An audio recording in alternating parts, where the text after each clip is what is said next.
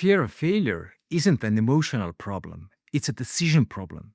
And if you don't understand how it works, it will quietly start running your business and your life for you. Most founders don't notice it because it doesn't feel like fear. It feels like being careful, it feels like thinking things through. That's the trap. You start double checking decisions, delaying emails, revisiting things that were already decided. It feels responsible, but it's not. It's fear steering the wheel. In this video, I'll show you why founders are uniquely vulnerable to fearing failure and the powerful mental system that stops it steering your decisions. I've built several companies, I've reached millionaire status twice, and I've lost everything twice. The first time I fell into deep depression and spent years digging myself out. The second time, I applied mental frameworks early. The company still failed, economic downturn, but I didn't. What I'm sharing here isn't theory. It's what kept me functional when everything that defined me was absolutely collapsing. Most entrepreneurs don't talk about fear of failure, not because it isn't there, but because it doesn't feel like fear. It feels like pressure, constant vigilance, the sense that one wrong decision could undo years of work, and sometimes it actually can.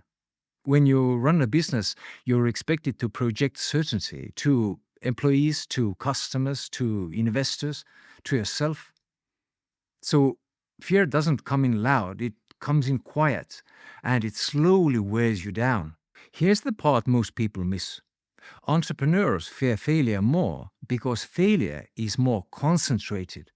In a job, risk is distributed, decisions are shared, consequences are buffered.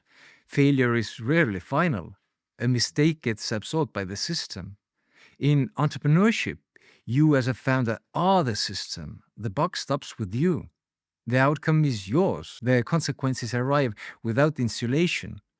Income, reputation, sometimes other people's livelihoods. Your nervous system treats that as a direct threat. That's not weakness, that's biology. Fear becomes dangerous not because it exists, but because what it does to your thinking. Under sustained uncertainty, decisions feel heavier than they are. Mistakes feel permanent. Outcomes start to feel personal. So failure stops being an event and becomes a verdict about who you are. At that point, you're no longer protecting the business, you're protecting your identity. That's where founders stall. Not because they can't handle risk, but because self-worth has entered the equation. The reason I'm telling you this is because it reveals something very important. Fear of failure isn't one thing. It operates on three distinct layers. The first time I lost everything was back in 2007. I was running an event marketing company. When the financial crisis hit, margins disappeared overnight. Every decision felt like I had no room for error. And despite my efforts, the company failed. I fell into deep depression, but the reason in hindsight surprised me. I didn't fall into depression because the business failed. I fell into depression because I believed I had failed. I stopped talking to people. I avoided friends, not because they judged me, but because I judged myself. I told myself the earlier success was luck, that I wasn't actually competent, that I had fooled people. In other words, failure became my identity. It took me years to recover. And in hindsight, one thing is painfully clear. None of my friends thought I was a failure. The shame wasn't coming from the outside. It was entirely self-imposed. That misunderstanding kept me on the sidelines far longer than the business failure ever could have. The real problem here is confusion. Three different fears are happening at the same time, and your brain treats them as one. So here's the system that changes it. I call it the three-layer fear model. Fear of failure operates on three layers. If you don't separate them, they collapse into one, and fear bleeds into every decision. So, layer one, practical risk. Money, stability, survival. This is the obvious layer. Most founders understand it. They accept it before they even start. And this layer rarely breaks founders psychologically. So let's move on to layer two, which is social risk, reputation, credibility, judgment. Public failure is uncomfortable, sometimes brutal, but it fades. Time absorbs it. This layer feels intense, but it's not the real driver for most founders. And layer three, the hidden one, is identity risk. This is the layer running your business. The question underneath every hard decision is, what does this say about me? And if the decision turned out to be a bad one, the answers are rarely practical. They sound like, I'm not competent, I'm not cut out for this, I fool people. This is where fear of failure becomes existential.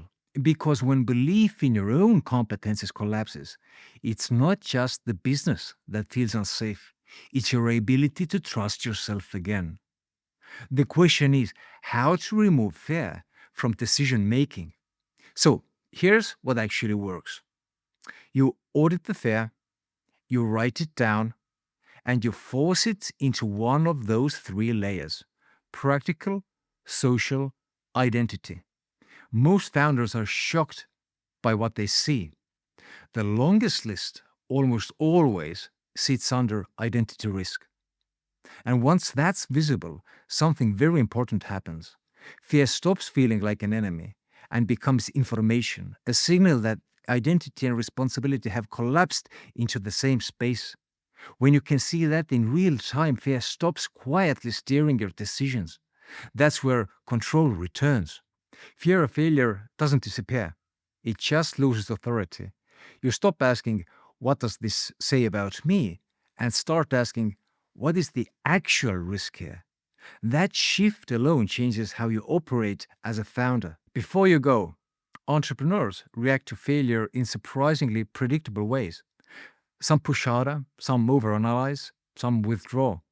I created a short assessment that identifies your stress pattern and shows you the recovery strategy that fits it. You'll find the link in the description below, and it only takes 3 minutes to complete.